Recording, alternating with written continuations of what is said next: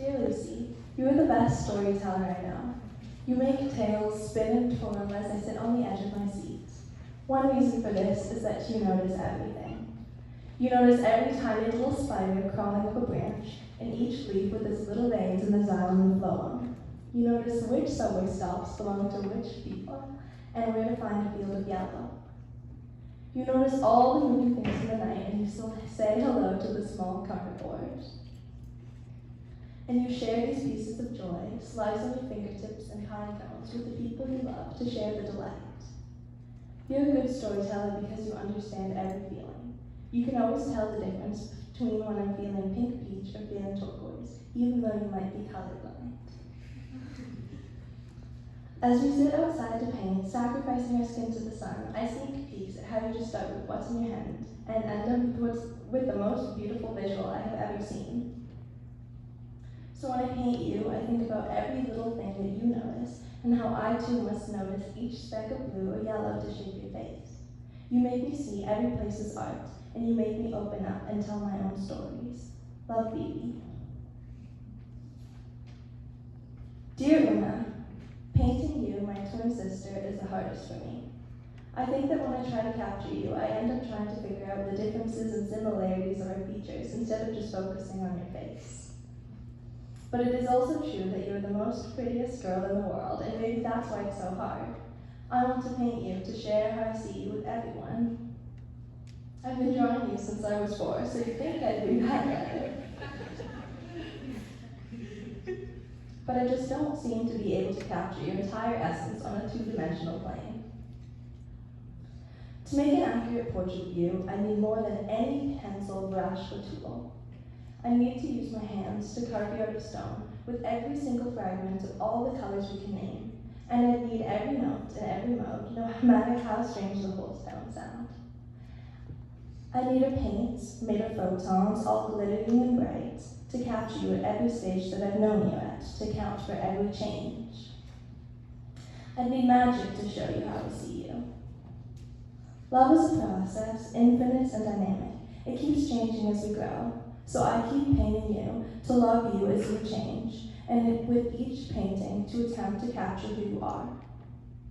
Painting the same people over and over and over and over and over again, to know them and to love them, to know you and to love you. It's not something I can finish. It's an ongoing process. So you're the reason I keep making art, again and again and again. Love, Bebe.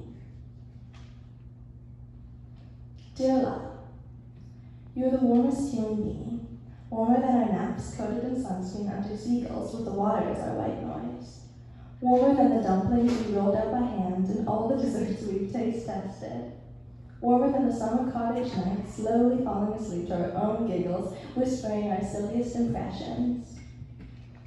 You bring up thoughtful debates with our friends, and as we talk them out, you come up with the wisest things to say while never making anyone feel bad, except for Duchamp. You have a warm light all around your head, and it makes it impossible not to love you. It's like you're constantly hugging us all. You make the most realistic portraits, exquisitely made that look like photographs. But my favorite of your portraits are the ones where our friends come to life with squiggles and spirals on their noses and cheeks. And it's exactly how I imagine you picture the world. Everyone walking around, smiling with the rainbow polka dots around their eyes. You show me how everyone's ways of seeing are so different. You're the most generous person I know with your art. You've made yearly birthday portraits of me and Una, and you gift all of our friends with the most wonderful cards and drawings. Your drawing of a special moment and the time and love taken to create this piece make it infinitely better than even the best photograph. You show me that art isn't something we just keep to ourselves. Art is a gift, and we give it to share our love with each other. Love, Bebe. Dear Annie, you and I are kindred spirits. If everyone was strung like little cranberries on a string, I would want to be placed next to you. We get each other's humors completely, although yours is a little less immature than mine. You're the one who makes me laugh when you know I'm about to cry. Love is a conversation, and there's no one I'd rather talk about love with than you. Art is a conversation too, and there's no one I'd rather talk about art with than you. You're always the quickest to offer to collaborate with me, floating bubbles back and forth until we find ones worth keeping. Art is opening our minds up to each other. Your watercolors of your homes and flowers are magical lens to me, and I think that you must be a fairy, full of magic. You inspire me to understand the people around me the way that you understand me. The job of an artist is to create connections between artist and audience. How art works is by assuming that there is a person making stuff and someone on the other end receiving it. You asked me what my art talk was in the backseat of an Uber. You listen while I babble, nodding, asking questions, adding details, until it falls into place and I understand. I never would have made this art talk without you to talk to. These conversations with people we love only makes us love them more, and art is simply an exchange of love, a conversation.